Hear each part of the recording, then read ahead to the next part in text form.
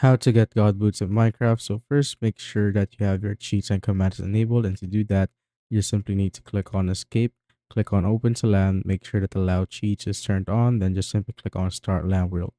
Now once it's done, just go to the description of this video, and you just simply need to copy the command that I will paste in there, and after that, go back to Minecraft, click on letter T on your keyboard, then paste the command, and just simply click on Enter. After that, you will now get this netherite boots, which has the thorns enchantment protection, frostwalker fire protection, feather falling, depth strider, and blast protection enchantment.